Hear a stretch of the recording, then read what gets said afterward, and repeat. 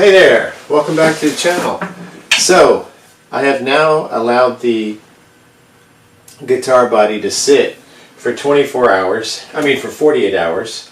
So that's that's 48 hours of curing time, drying and curing time. So I guess it would be drying for the first 24 and then moving into curing in that second 24. But at this point the guitar is going to sit here. I'm going to just let it hang for a week and then get in touch with Kevin and figure out when we're going to meet back up again, and I'll just take all the stuff back to him. But I wanted to make another video and say hello to our fellow Wudtone stain user. He's working on a guitar body, our friend Steve Adams, and hopefully he's had a good experience. I can't see how he wouldn't have, because everything just on this Wudtone process just seems to work so well. And the hardest part of it is being patient, and I know Steve is, because he's been following the same instructions I followed, and I'm 100% sure that he's going to turn out something that he's really excited about. So good luck to you, Steve. I hope it's going well, and I'm sure that it is. I hope you're enjoying the process as much as I did. But I'm really excited about it, and what I did yesterday, I just kind of kept it hanging on this thing, took it outside. I don't know if it was good to let it be outside or not, but it seemed like having some sun on it would help it dry, and it was only out there for a little while. But I took some photographs, I took some video, and I tried the best I could to document all the details. Like you have this really nice kind of like whiskey soaked area. It looks like 10 years worth of nicotine being blown on it. Actually, that kind of stuff happens pretty fast if you play out in clubs for for a couple of years. Do 3 or 4 shows a week, like I used to do. Your guitar starts to show it. None of these guitars did any of that road work, but it's kind of a cool effect to start there. And that's why the other thought I had about Wudtone stains is this could be a really cool path for relicers, because there's a couple of, the way these work, unless you have like a really pristine expensive piece of wood, and this is just a little cheapy so that we could do a budget strat and make a cool thing. So we weren't going for like the most expensive parts. Good parts that work well, but not like the ultimate piece of wood or whatever. And so if you had a better piece of wood, this would be even better. But I think this turned out really well. I think it looks stunning, and this was a really inexpensive body. I think it was like somewhere in the $50 to $60 range, which is really cheap. And it sanded really well, and I think it finished really well. There really wasn't too much of a challenge with it. The only difference with it is that this wood, it's either candlenut wood or paulownia, perhaps poplar. I just don't know enough about wood yet to identify it. But it sanded a little. This mahogany had a tighter grain pattern, a tighter, denser kind of feel to it. Not grain pattern, but just the density of the actual wood. And it just seemed it sanded easier and better. This is probably a higher quality piece of wood, but it's probably a young piece of wood. I think it's Cuban mahogany, just based on the figuring. It looks a little different from African mahogany, but it sanded and stained really well. And this did as well, but I would say that this was probably a little easier. This was a tiny bit of a challenge, because you have to get this kind of thin color to cover the entire body of the guitar, whereas this, you're building up layers of color. And like I said, the mahogany seemed to take the stain just a little bit better than this did. This sucked up the first coat really deeply. Even though I sanded to like the same point, I couldn't get this guitar to feel quite as smooth in my hands in the sanding process, even though I sanded them like in the same way and sort of the same duration, same kind of method. But as you can see, it turned out really well. And as I'm making this video, I'll be showing the videos and the photographs so you can get a good look at it. The thing that I found that was the most difficult was to capture the sparkle that's on here. And I've misplaced my light. Let me grab this one here. Oh no, here it is. So when I hold this light up here, it just lights up. I mean, it's like sparkling.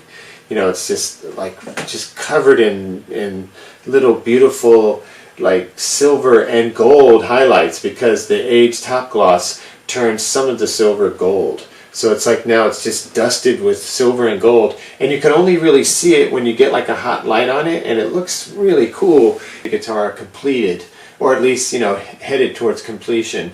And I think that maybe in those angles you could pick up a little bit of this, of what the silver highlights ended up doing.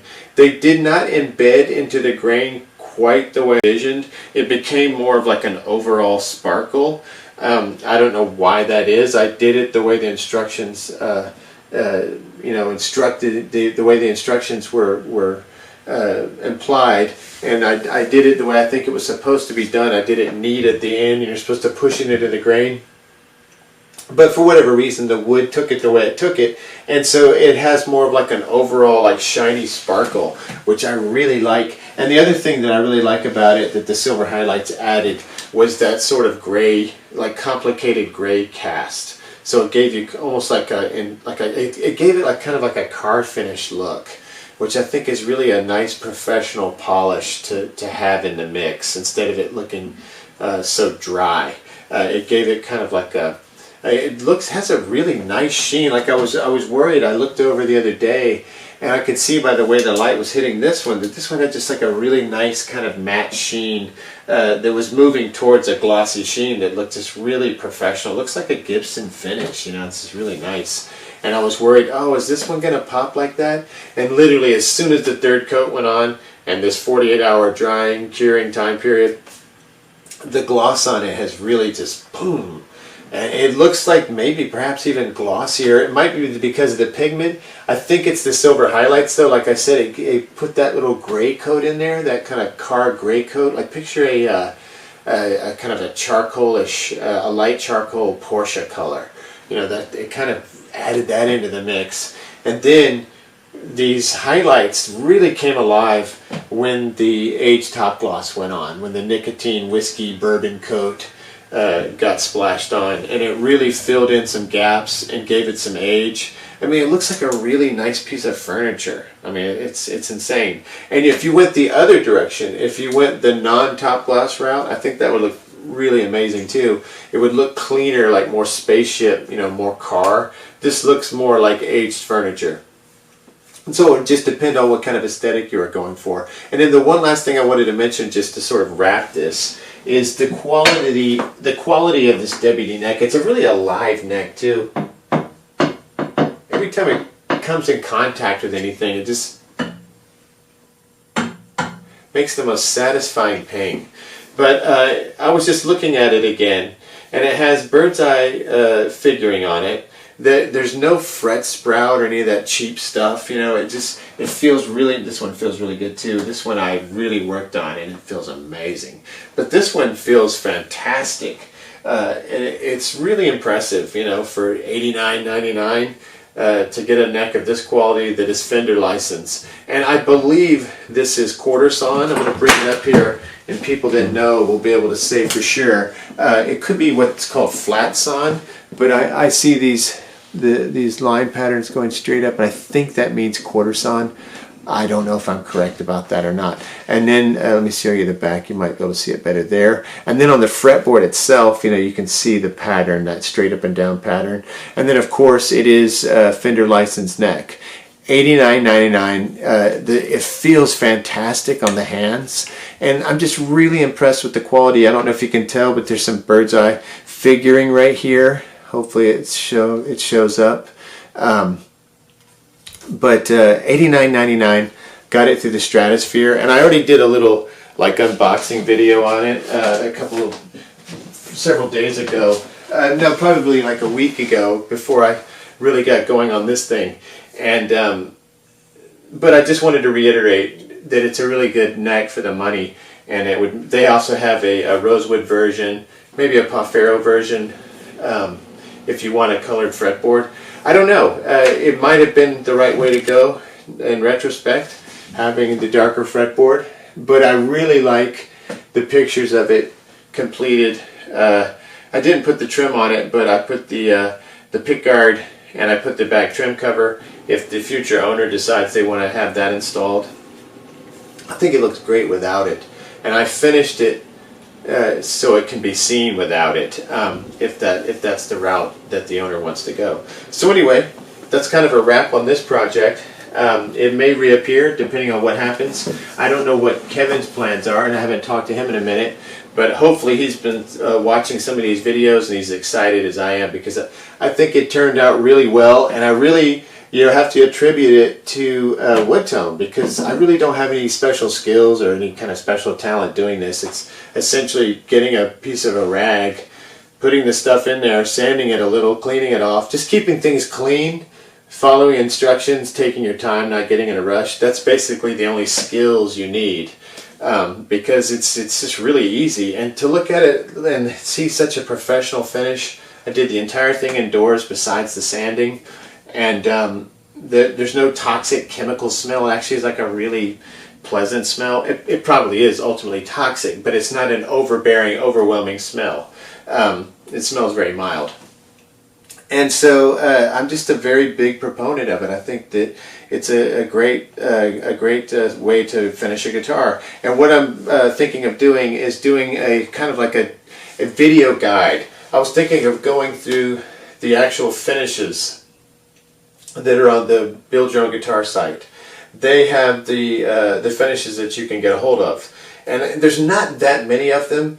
And I'm going through each finish and just letting the viewers know, okay, this one is going to be several coats, and here's what you're going to go through, and here's how long it takes. This one here, like Surfer Girl, was a different process from this. The same steps, the same amount of waiting, but this one was 3 colors. I had to mix a really, really pigmented, red pigmented first coat, then a darker, thinner coat, and I did, okay, let me remember this. I did 4 applications of the first coat, 2 of the second coat. And the reason I only did 2 is even on the second coat, that particular pigment, it just wasn't taking anymore. It was starting to run and it just like you could tell that it was pulling up. And once you do this for a while, you can start to tell. Because when it's working right, working well, it just sort of goes on nice and smooth, and sort of the finish disappears into the wood. Once the wood is kind of soaked up the finish and it's not going to take anymore, it starts to pull up on the top and just move around, and that's where you can end up with some runs and some unpleasant looking spots. Which once again, all you have to do is just rub it around and kind of move it around, and if the next day the worst thing that can happen is you might have to work on a spot a little bit with some 4-0 steel wool, So no big thing. But the point of it is that it was that super pigmented color. I had to do 4 coats of that to achieve satisfaction, because I wanted a really deep color. And then the next one was only 2. Then after that, the next coat, the third coat, I did 5 because I just wanted to make sure. And then, and it was taking it. I guess because it gets thinner and thinner as it goes along. And then after that, I had to do and you had to let that sit for a minute. And in between each coat is 48 hours, And then finally, I did the aged top gloss, and I did 5 coats of that. I basically did the exact same thing I did here. I used all of it up. But for whatever reason, the aged top gloss on this, I guess because it had so much pigment on it, so many layers of color, that it took 5 coats, whereas this drank up all of the top gloss in 3 coats. So there's a lot of differences between, you have to have different expectations for different colors. If you want a finish that really kind of covers the guitar, it'll still give you a translucent wood grain, like this. But if you want this kind of deep color, you got to go for those darker colors, the reds and the blues. If you want this kind of wash, you go for things like Surfer Girl. They have like a kind of golden, kind of amber thing going. They've got a couple of other kind of washes, like a TV finish, like the old Telecaster finish. That's kind of, like is a wash. So those are the thinner ones that usually mix with a white pigment, and it's only one color. Whereas with these more complex colors, you've got multiple shades going on that you've got to lay on one at a time with a lot of drying time in between. So this was a much more taxing experience as far as like time invested because of the multiple coats and because of the drying time and the curing time. This one went pretty fast, and you can tell how long it takes. If you've watched the videos, it takes a minute. That's probably the equalizer, you know, I guess, because if you could paint, you go outside and you know, a couple days you'd be done. I'm sure it takes a long time to cure, but the actual work part of it is probably done pretty quickly once you get your conditions correct and there's no dust or problems or whatever with the finish. This, on the other hand, is easier. You need less skill to pull it off, and you need less equipment and things like that, but it does take time. So I don't know if you're weighing whether to paint or stain, that would probably be the big difference between the two, is that this just takes a while, and you got to be patient. You can't get ahead of yourself, because you'll be looking at it wanting to go to the next step, but it's really in the best interest of the guitar to just take your time, because you won't remember how long it took later. Later on, I really can't remember exactly. I mean, you can do the math, because there's 48 hours between each coat. But you can do the math and figure out the amount of time, but I don't remember thinking that it was taking forever. I remember thinking it was taking a while, but it didn't bother me, because to me it's worth it to take the extra time to create the finish that you really want. Thanks for watching. I'll see you next time.